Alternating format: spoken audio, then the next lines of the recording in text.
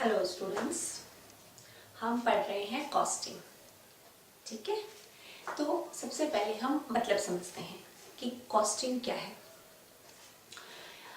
आप अपने आसपास इतनी सारी चीज़ें देख रहे होंगे, table, chair, books.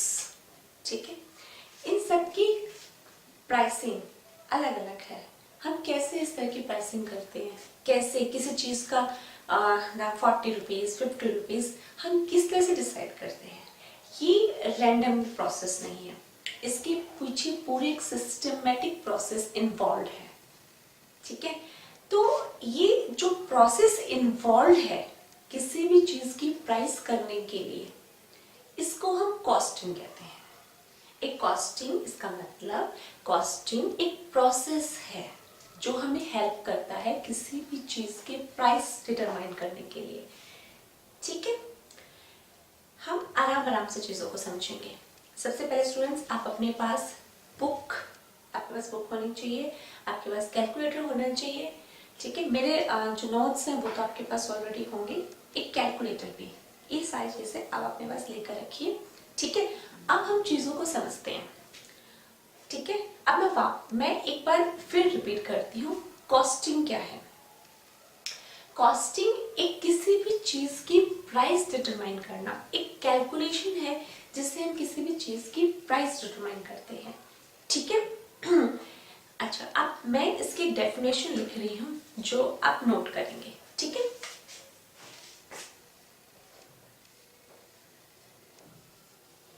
Costing it is defined as the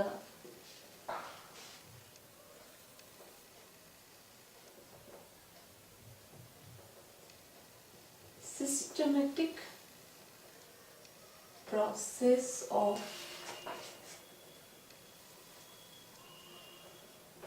calculating cost of products manufactured.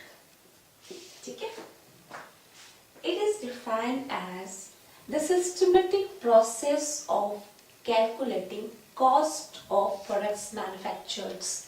इसका मतलब कि जो भी प्रोडक्ट्स मैन्युफैक्चर किए जाते हैं, बनाए जाते हैं, उनकी कॉस्ट को कैलकुलेट करने का तरीका कॉस्ट है। ठीक है, सिंपल सी बात है, किसी भी चीज का हमें अगर प्राइस पता करना हो तो उससे सबसे पहले हमें उसकी पता करना पड़ेगा कि उसके बनाने की लागत कितनी है, उसके बनाने की कॉस्ट कितनी है। तभी उसके अंदर हम जितना मुनाफा कमाना चाहते हैं, means profit margin add up करके एक सेलिंग प्राइस निकाला जाता है। तो किसी भी चीज के प्राइस डिटरमाइन करने के पीछे मेन चीज का जानना जो कॉस्ट है वो बहुत जरूरी है। ठीक है, आप इस डेफिनेशन को आप नोट करेंगे, कॉस्टिंग की डेफिनेशंस को। ठीक है, साथ ही साथ अब ये तो मैंने कहा प्रोडक्ट्स की कॉस्ट निकालना, सिर्फ प्रोडक्ट्स की कॉस्ट निकालना कॉस्टिंग नहीं है। आप बहुत सारी सर्विसेज भी यूज करते हैं। सर्विसेज जैसे ट्रांसपोर्ट सर्विस, अभी आप कहीं जाते हैं तो आप ट्रांसपोर्ट सर्विस यूज करते हैं, आप अपनी मोबाइल सर्विस यूज करते हैं, इलेक्ट्रिसिटी सर्विस हो गई। तो ये सारी सर्विसेज की भी आप कुछ ना कुछ पे करते हैं, तो उसकी कैलकुलेशन भी इसी कॉस्टिंग प्रोसेस से की जाती है। तो सिर्फ कॉस्टिंग प्रोडक्ट्स की कैलकुलेशंस, प्रोडक्ट्स की कॉस्ट कैलकुलेशन करने का तरीका नहीं है, साथ ही साथ हम जो हमें सर्विसेज प्रोवाइड की जाती है उसका कॉस्ट कैलकुलेशन का तरीका भी है। ठीक है, अब सेकंड चीज नोट करेंगे, इसी में आप एक चीज ऐड कर लेंगे। फर्स्ट, कॉस्टिंग क्या है, एक सिस्टमेटिक प्रोसेस है। क्या चीज कैलकुलेट करने का, प्रोडक्ट्स, जो प्रोडक्ट्स मैन्युफैक्चर किए जाते हैं उनकी कॉस्ट कैलकुलेट करने का तरीका है। सेकंड क्या है, it is defined as the systematic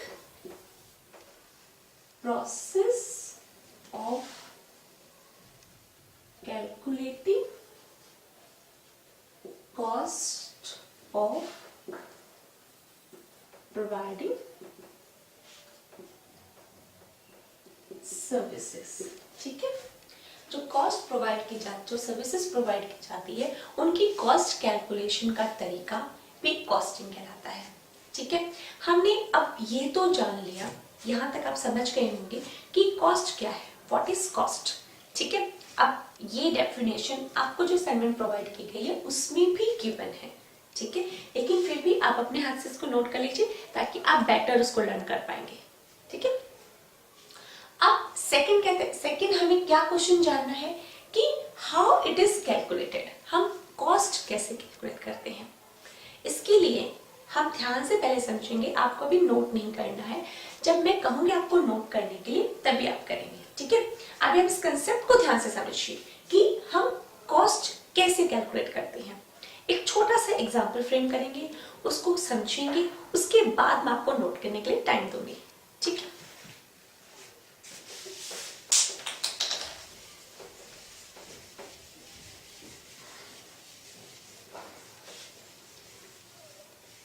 ठीक है, तो क्या एग्जाम्पल है,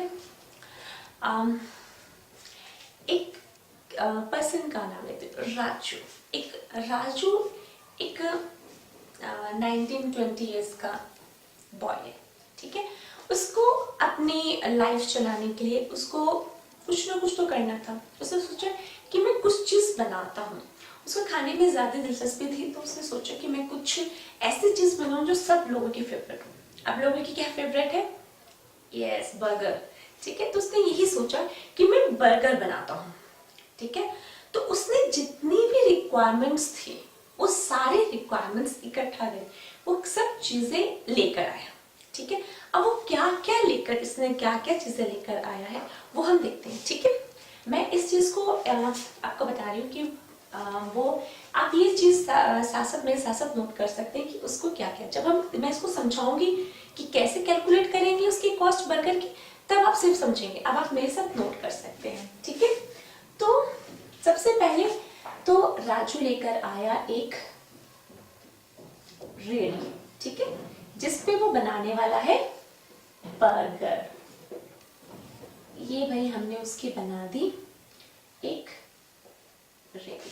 ठीक है, अब हमने एक स्टोव पे उसके लिए तैयार किया कि यहाँ पे ये स्टोव है, ये उसकी हेल्प करेगा बर्गर को बनाने के लिए। ठीक है, राजू के पास इतना पैसा तो था नहीं कि वो उसको परचेज कर सके, तो वो उसको रेंट पे लेकर आया। रेंट पे किया उसने, इसका rent eight the rate of ₹250 per month. Monthly charges उसके थे 250। ठीक है, अब क्या जरूरत पड़ी बर्गर बनाने के लिए, बर्गर बन। ठीक है, burger bun eight the rate of ₹2 each, her burger ₹2 का। ठीक है, इसके बाद वो लेकर आए पोटैटोज। पोटैटोज लेकर आया 10 kg eight the rate of ₹20 पर kg। ठीक है, 10 kg पोटैटोज लेकर आया। उसके बाद ऑयल चाहिए, ऑयल लैंप के लिए चाहिए, मीन्स स्टोव के लिए चाहिए, और ऑयल उसको फ्राई करने के लिए भी चाहिए बर्गर्स को। ठीक है, ऑयल ₹100 का वो ऑयल लेकर आया। ठीक है, उसको चाहिए कि मैं जब बर्गर्स को सर्व करूं तो मेरी हेल्प करने के लिए कोई हो। एक साथ बहुत सारे कस्टमर्स आ गए तो मैं अटेंड नहीं कर पाऊंगा, तो उसने एक हेल्पर रखा।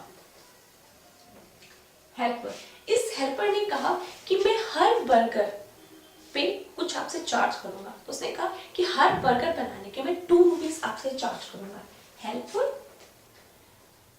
₹2 फॉर ईच बर्गर। ठीक है, हर बर्गर के लिए ₹2 चार्ज करेगा हेल्पर। उसे एक हेल्पर की और जरूरत महसूस हुई कि मेरे पास एक घर पे भी एक हेल्पर हो जो मेरे को कुछ मार्केट से कुछ सामान लेकर आना है, या फिर मुझे उसको प्रिपरेशंस, जब कस्टमर से पहले भी हमें कुछ प्रिपरेशंस करके रखनी पड़ेगी बर्गर्स की, उसके लिए मुझे कुछ चाहिए, तो उसने एक हेल्पर भी और एक हेल्पर था। ये इसने मंथली बेसिस पे रखा। इसको हम हेल्पर 1 का नाम देते हैं, हमने इसको हेल्पर 2 का नाम दिया। ठीक है, हेल्पर 2 ये इसने रखा ₹4 पर मंथ। ये वाला हेल्पर हमारा मंथली बेसिस पे था। ठीक है, अच्छा इसके बाद बर्गर्स आप पोटैटो स्टोर कर सकते हैं, ऑयल स्टोर कर सकते हैं, लेकिन बर्गर बन वो आपको डेली बेसिस पे लेना, तो डेली बेसिस पे इतनी दूर मार्केट जाओ और फिर लेकर आओ।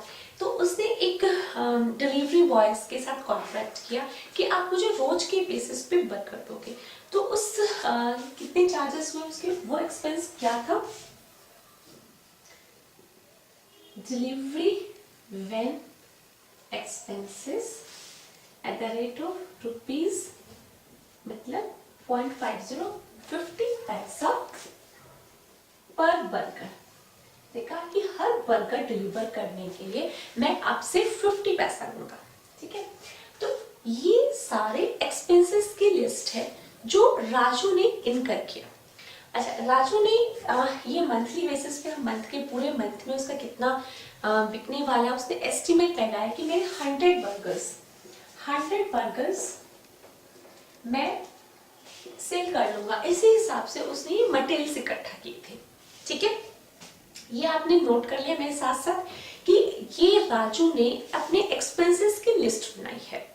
अब राजू आपसे डिमांड कर रहा है कि मैं बर्गर का क्या प्राइस रखूं, वो आपसे जानना चाह रहा है।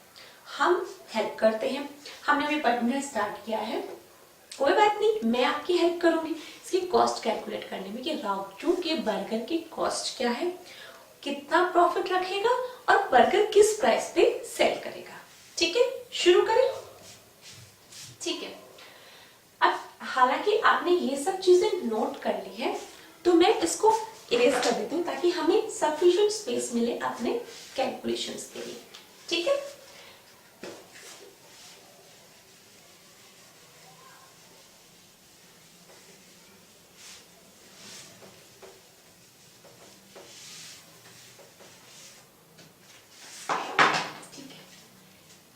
हम स्टार्ट करते हैं।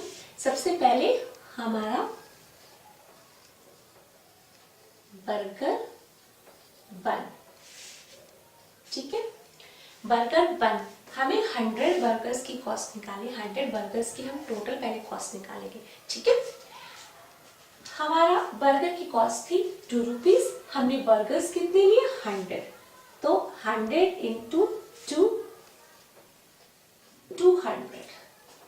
ठीक है, सेकेंड पोटैटोस,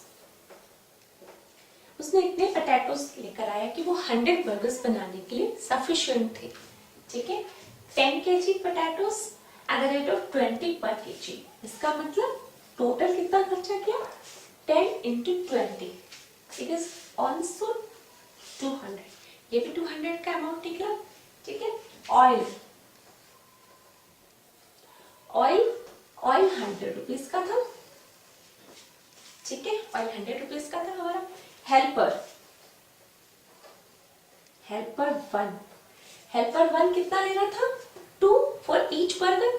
इसका मतलब 100 बर्गर के लिए 100 इंटू 2 200। ठीक है, हेल्पर वन हमारे 100 बर्गर्स के लिए कितनी कॉस्ट हुई हेल्पर वन की, 200। हेल्पर टू वो मंथली बेसिस पे ले रहा था 200। ठीक है, उसके बाद हमारा वेन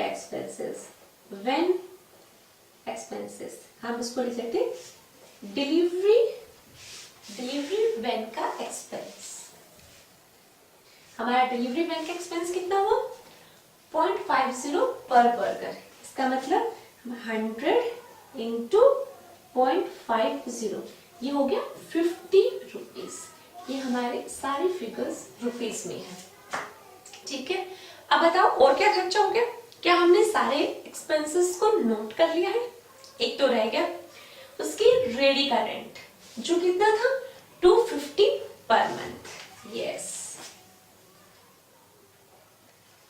रेंट कितना था? 250। ठीक है, अब हमने बस हमारे इसके अलावा तो और कोई खर्चा नहीं हुआ। अब आप इसको टोटल कर लीजिए, ये कितना हमारा टोटल हुआ है। चलिए, आपके पास कैलकुलेटर है, फटाफट मुझे करके बताइए कितना हुआ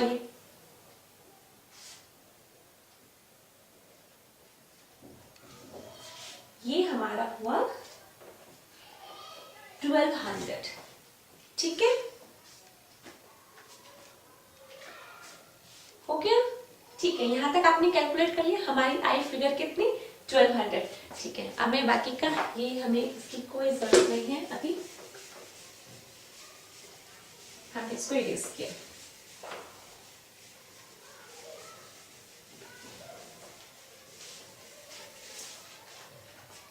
ठीक है, ये हमारी 1200 की कॉस्ट कितने के लिए बर्गर्स के लिए थी? 1200 फॉर 100 बर्गर। ठीक है, इसका मतलब कॉस्ट ऑफ 1 बर्गर, एक बर्गर की कॉस्ट कितनी होगी? 1200 डिवाइडेड बाय 100, दैट इज 12। ठीक है, ₹12। अरे वाह भाई, हमने तो बर्गर्स की कॉस्ट निकालना सीख लिया इतनी जल्दी, वेरी गुड। अब वो जितना मर्जी प्रॉफिट मार्जिन रखना चाहे, वो चाहे तो इसको 50 रुपीज पे सेल करे, वो चाहे तो उसको 20 रुपीज पे सेल करे, इसका मतलब उसको 12 से कम में सेल नहीं करना है, उसको प्रॉफिट अर्न करना है। तो ठीक है, यहां तक आपको बात समझ में आई? ठीक है, हमारे बर्गर की कॉस्ट हमने कितनी निकाली? 12। ठीक है, इसमें प्रॉफिट ऐड करोगे आप, you will get selling price. यहां तक सब ठीक है। अब हमें इस चीज से क्या समझ में आया कि हमें किसी भी चीज की कॉस्ट कैलकुलेट करना है तो हमें कुछ, ये हमारी एक्सपेंसेस की लिस्ट है, उसको हमें एड अप करना है, देन हम आराम से अपनी कॉस्ट निकाल सकते हैं किसी भी चीज के लिए। इन खर्चों को, इन एक्सपेंसेस को अच्छे से समझने के लिए हम इनको कुछ ग्रुप्स में, कुछ टाइप्स में डिवाइड करेंगे। ठीक है, हम उस पर ध्यान देते हैं कि हमें ये सीखना है कि ये किस तरह के एक्सपेंसेस हमें ऐड करने हैं ताकि हमें अपनी कॉस्ट मिल सके। ठीक है, ये वाला हमने तो उसकी हेल्प कर दी, अब हम इसको इरेज कर देंगे। ठीक है, हाँ, अब यहाँ पे हम सीखते हैं बर्गर बन, पोटैटोज, ऑयल, ये किस तरह के एक्सपेंसेस हैं? ये मटेरियल, इनको हम करेंगे मटेरियल्स वो सब्सटेंस है जिससे प्रोडक्ट्स की मैन्युफैक्चरिंग होती है। ये देखो, बर्गर बन, पोटैटोज, ऑयल, इसके बिना बर्गर्स नहीं बन सकता था। बर्गर के मेन एलिमेंट्स हैं कि बर्गर्स में इन सब की चीजों को एडअप होना बहुत जरूरी है। ये हमारे मटेरियल हुए। ठीक है, इनको हम कहेंगे मटेरियल।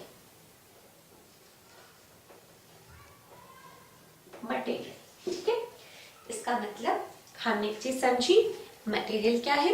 मटेरियल वो सब्सटेंस है जो किसी भी प्रोडक्ट्स को मैन्युफैक्चर करने का मेन एलिमेंट है, जिससे प्रोडक्ट्स मैन्युफैक्चर होता है।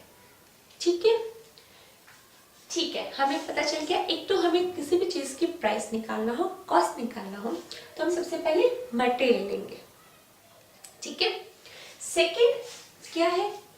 ये हमारे हेल्पर 1, हेल्पर 2। अब हमने मटेरियल तो ले आए, हमें पता है किसी भी चीज को बनाने के लिए हमें मटेरियल चाहिए, लेकिन मटेरियल को बनाना, उसको असेंबल करना, ठीक है, हम कितनी भी हम ऑटोमोटिव हो जाए, लेकिन ह्यूमन हेल्प के बिना तो कुछ भी नहीं हो सकता। मशीन्स को चलाने के लिए भी तो ह्यूमन की जरूरत होती है। अब हमें किसी भी चीज को बनाने के लिए एक ह्यूमन एफर्ट चाहिए, और ह्यूमन एफर्ट को हम पे करते हैं by the way of wages, by way of salaries. ये हमारे कहलाते हैं ह्यूमन एफर्ट, लेबर। हम इसको कॉस्टिंग की लैंग्वेज में कहते हैं लेबर। ठीक है, ये हमारे लेबर हुए। ठीक है, अब हमारे पास दो चीजें आ गई। कि किसी भी चीज की मैन्युफैक्चरिंग करने के लिए हमें फर्स्ट चाहिए मटेरियल, सेकेंड हमारे पास होना चाहिए लेबर। ठीक है, नेक्स्ट हम बढ़ते हैं। नेक्स्ट हमें इसकी इन दोनों चीजों के बाद भी हमें कुछ और एक्सपेंसेस करने पड़ते हैं। जैसे हमने यहाँ पर किया कि हमने हमारा डिलीवरी वैन का एक्सपेंस हो गया, हम राजू ये जो रेडी लेकर आया था उसकी रेंट, ये एक्सपेंस है, इसको हम कहते हैं एक्सपेंस। ठीक है, अब यहां पर आपको बात समझ में आई कि अगर हम मटेरियल, लेबर और एक्सपेंस को ऐड कर दें तो हमें मिल जाएगी अपने किसी भी प्रोडक्ट्स की कॉस्ट। क्लियर? यहां तक आपको समझ में आया? बहुत आराम से समझते हैं। ठीक है, मटेरियल, एक बार रिपीट करती हूँ, मटेरियल वो सब्सटेंस है जिससे आपका प्रोडक्ट्स बनता है, वो आपका मेन एलिमेंट है। ठीक है, मटेरियल को, एक रॉ मटेरियल को एक फिनिश्ड मटेरियल में कन्वर्ट करना, फिनिश्ड गुड में कन्वर्ट करना। जैसे सिर्फ पोटैटोस और बर्गर बन मिलके एक बर्गर बना, ठीक है, उसके लिए एक ह्यूमन एफर्ट की जरूरत हुई, उस ह्यूमन एफर्ट को हम कहेंगे लेबर। सेकेंड हमारा एलिमेंट हुआ कॉस्ट कैलकुलेट करने के लिए लेबर। ठीक है, उसके बाद हमें कुछ उसके ऊपर के खर्चे करने पड़ते हैं, तब जाके हमारी कॉस्ट निकलती है, उसको हमने कहा एक्सपेंस। ये तीनों हम एडअप करते हैं, हमारी निकल जाती है कॉस्ट। ठीक है, यहां तक हमें बात समझ में आई। नेक्स्ट, अब हम मटेरियल को थोड़ा सा और, मटेरियल लेबर एक्सपेंस को थोड़ा सा और डिटेल में, थोड़ा सा और इलेबोरेट करके समझेंगे कि ये है क्या। ठीक है, इसको भी थोड़ा सा डिटेल में जब समझोगे तब आपको समझ में आएगा कि कॉस्ट किस तरह से कैलकुलेट होती है। मटेरियल, अब मुझे मटेरियल दो तरह के, मटेरियल, लेबर और एक्सपेंस, ये तीनों जो एलिमेंट है, तीनों मिला के हम कहलाते हैं। आप इस चीज को नोट कर लीजिएगा कि हमें हमारे एलिमेंट्स ऑफ कॉस्ट, ये तीनों मिला के हमारे एलिमेंट ऑफ कॉस्ट होते हैं। इसका मतलब एलिमेंट ऑफ कॉस्ट में हमारा फर्स्ट नंबर पर आया मटेरियल, सेकेंड हमारा हुआ लेबर, थर्ड हमारा हुआ एक्सपेंस। ठीक है, ये हमारे क्या है, एलिमेंट्स ऑफ कॉस्ट। ठीक है, अब मटेरियल, लेबर, एक्सपेंस, इसको हम अगर हम बाइफरकेट करने लगे, फिर से इसको समझने लगे, तो इन तीनों को हम दो टाइप्स में डिवाइड कर सकते हैं। एक तो डायरेक्ट एंड इनडायरेक्ट। ठीक है, इसका मतलब direct material, indirect material, direct labour, indirect labour, direct expense, indirect expense. ठीक है, अब आपने ये चीजें नोट कर ली होंगी। एक तो मैंने सबसे पहले नोट करने के लिए कहा था डेफिनेशंस, जो मैंने कॉस्टिंग की डेफिनेशंस बताई। सेकंड, ये एग्जांपल्स जो मैंने आपको फ्रेम किया, और थर्ड ये जो मैंने आपको एलिमेंट्स ऑफ कॉस्ट, आपको साथ साथ नोट करना है। ठीक है, अब एक मिनट के लिए आप रुक जाना राइटिंग करने के लिए। अब आप कंसेप्ट को समझिए।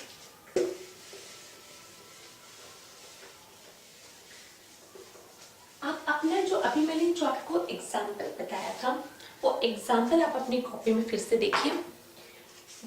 ये तो हमने जो कॉस्ट निकाली थी, हमने सारी कॉस्ट टुगेदर हमने 100 बर्गर्स के निकाली थी। अगर हम स्टेप बाय स्टेप ही यहीं पर हम पर बर्गर के लिए निकालना शुरू करें तो हमें कॉस्ट किस तरह से हम निकाल पाएंगे। ठीक है, हम देखते हैं कि अगर हमें पर यूनिट निकालना हो, यहाँ पे देखिए, पर बर्गर की अगर हमें कॉस्ट निकालनी हो, बर्गर बन 2 रुपीज का था, तो पर बर्गर हमारा बर्गर बन का खर्चा कितना है, 2। पटेटोस हमारे यहाँ पे हमने राजू से और पूछा कि एक टिक्की बनाने के लिए आपको कितने आलू की जरूरत पड़ती है? उसने कहा कि हमें तकरीबन मुझे 100 ग्राम्स की एक टिक्की बनती है और वो एक बर्गर बनाने के लिए यूज होती है।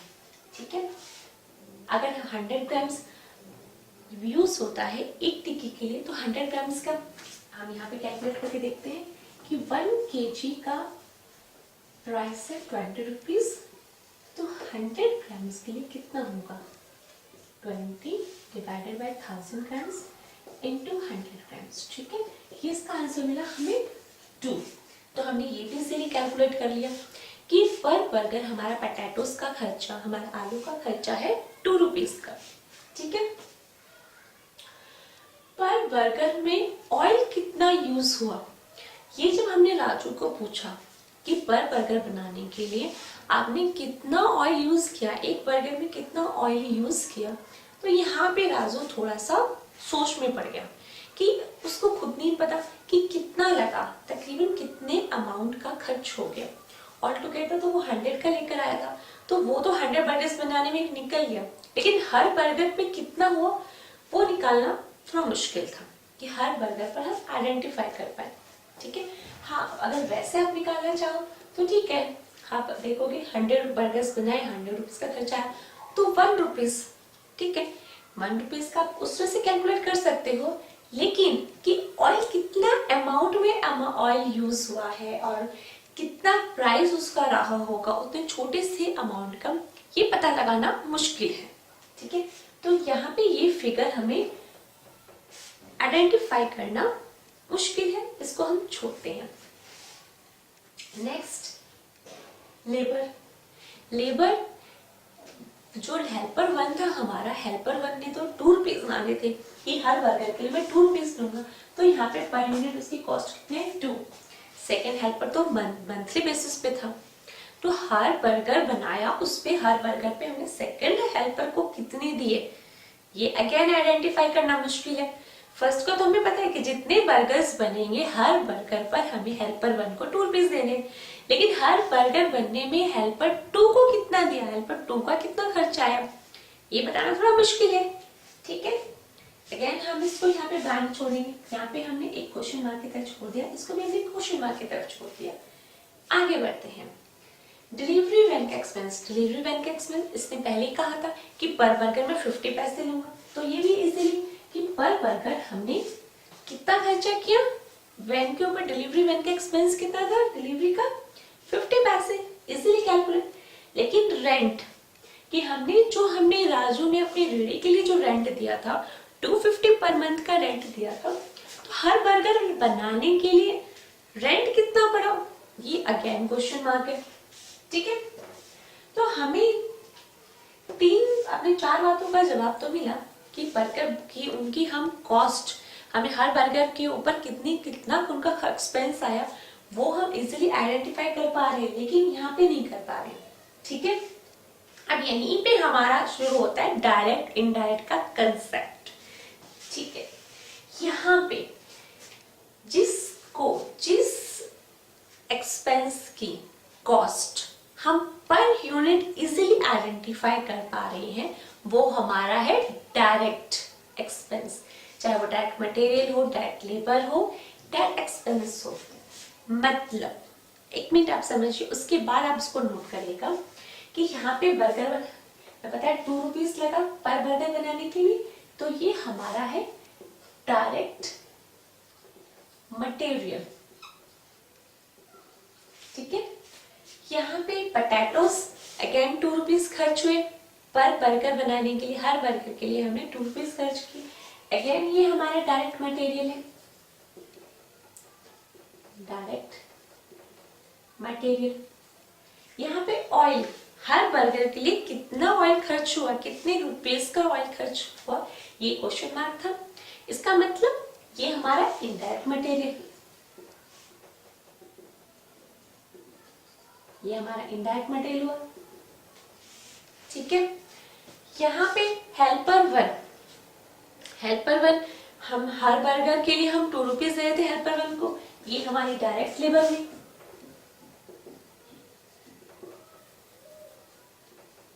हेल्पर टू मंथली बेसिस पे था, पर बर्गर के लिए हम उसकी कॉस्ट नहीं असर्टन कर पा रहे, तो ये हमारा हुआ इनडायरेक्ट लेबर।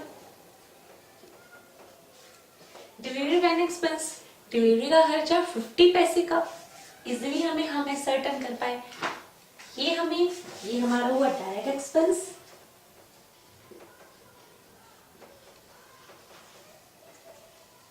और जो रेंट था, रेंट हम पर बर्गर एलोकेट नहीं कर पाए, ये हमारा था इनडायरेक्ट एक्सपेंस। ठीक है, अब आपने क्या समझा, मैंने ये कंसेप्ट बताया, इससे क्या समझ में आया आपको? आपको ये समझ में आया कि जो खर्चा हम पर यूनिट इजीली से आइडेंटिफाई कर पा रहे हैं वो तो सारे हैं डायरेक्ट, और जो पर यूनिट हम नहीं आइडेंटिफाई कर पा रहे हैं वो हमारा क्या है? यस, वो हमारा है इनडायरेक्ट एक्सपेंस। ठीक है, मैं फिर से आपको एक चीज लिखाती हूँ, आप इस चीज को नोट करिए। ठीक है, कि direct material is the material the price of which can be easily identified on specific physical units। मैं इसमें आपको लिख कर देती हूँ, ठीक है, फिर आप इसको नोट करिएगा।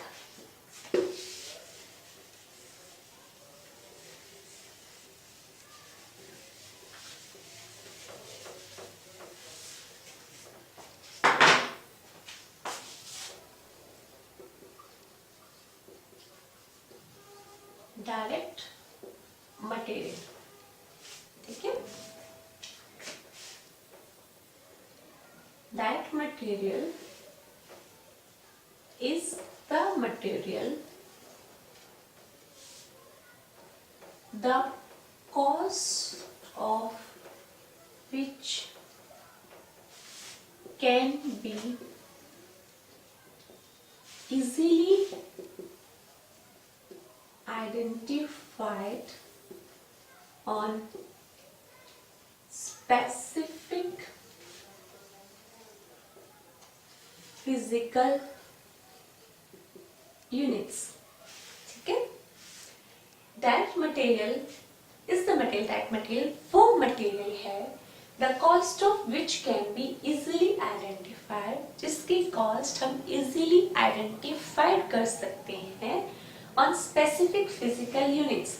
हर एक यूनिट्स पे हम उसकी कॉस्ट निकाल सकते हैं कि हर एक यूनिट्स बनाने के लिए मटेरियल कितना लगा है, ये हम इजीली बता पा रहे हैं, इजीली कैलकुलेट कर सकते हैं, वो हमारा है डायरेक्ट मटेरियल। अदरवाइज वो क्या है? Indirect material. वेरी गुड, आप इसको नोट डाउन करेंगे। ठीक है, otherwise it is indirect material. ठीक है, आप ये नोट डाउन करिए। और इसके एग्जाम्पल के लिए मैंने जो एग्जाम्पल आपको फ्रेम करवाया था वो आप नोट कर सकते हैं कि डायरेक्ट मटेरियल आपका क्या हुआ? Burger bun and potatoes as per this example. ठीक है, और इनडायरेक्ट मटेरियल आपका क्या हुआ? ऑयल।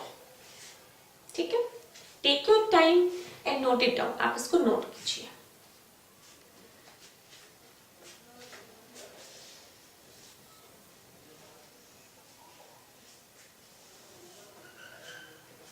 ठीक है स्टूडेंट्स, आपने नोट कीजिए।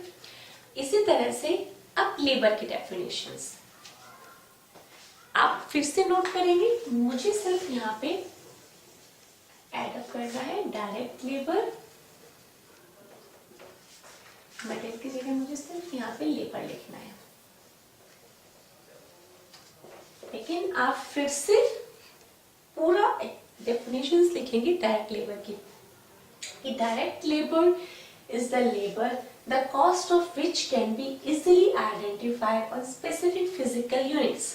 Direct labor वो लेबर है जिसकी कॉस्ट आप इजीली आइडेंटिफाई कर सकते हैं on specific physical units, her units पे आप इजीली आइडेंटिफाई कर सकते हैं कि हर यूनिट्स बनाने के लिए लेबर को कितना पे किया गया है। ठीक है, अगर आप इजीली आइडेंटिफाई नहीं कर पा रहे तो वो इनडायरेक्ट लेबर है।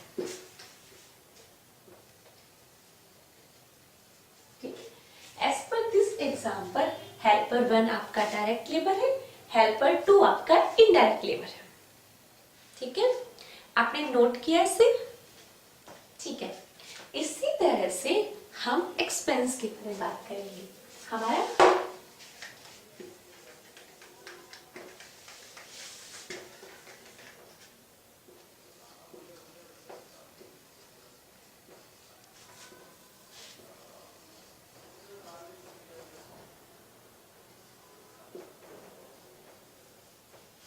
ठीक है कि direct expense is the expense the cost of which can be easily identified on specific physical units।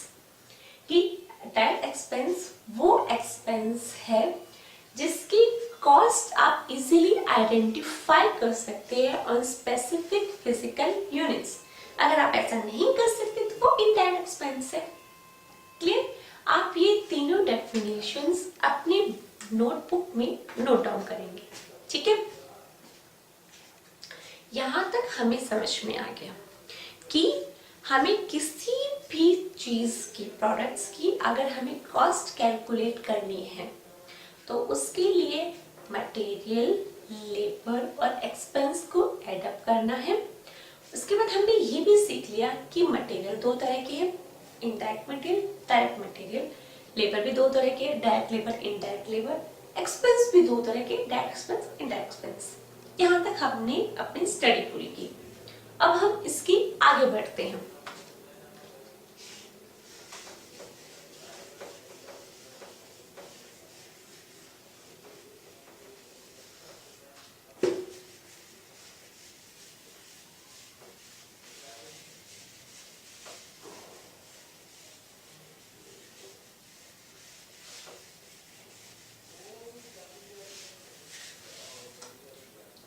आपने जैसे अकाउंट्स में पढ़ा कि अकाउंट्स में आप अपना या तो प्रॉफिट एंड लॉस अकाउंट बनाते थे, बैलेंस शीट बनाते थे अपनी फाइनेंशियल पोजीशंस जानने के लिए, या फाइनेंशियल उसकी क्या रिजल्ट है वो जानने के लिए आप प्रॉफिट एंड लॉस अकाउंट बनाते थे।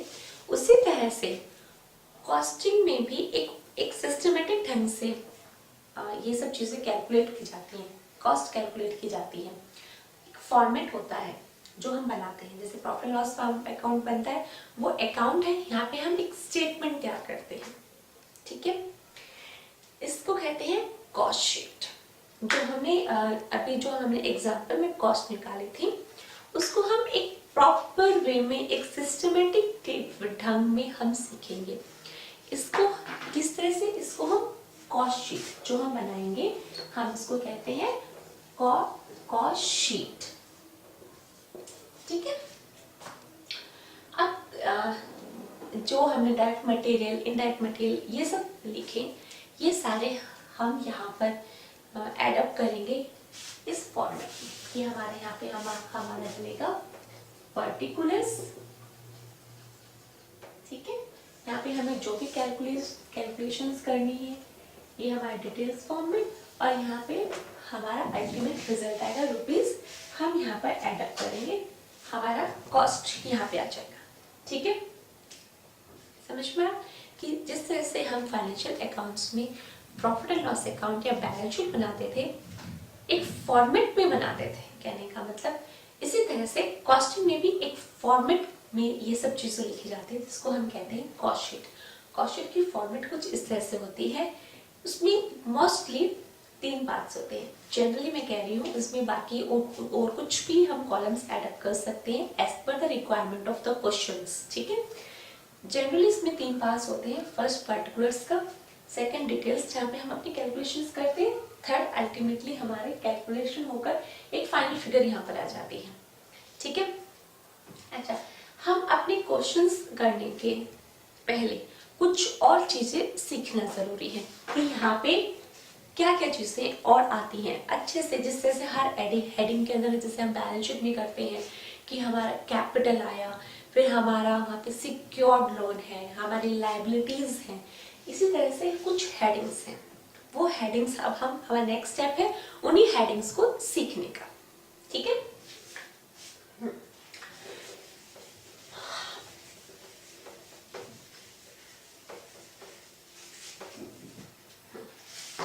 फर्स्ट हमारी हेडिंग होती है prime cost.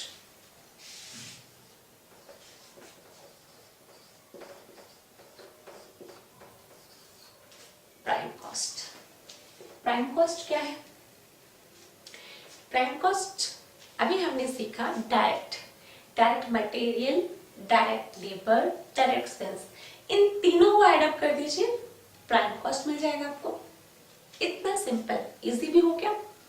Again I am saying prime cost क्या है? Prime cost is the sum of, किसका सम है ये?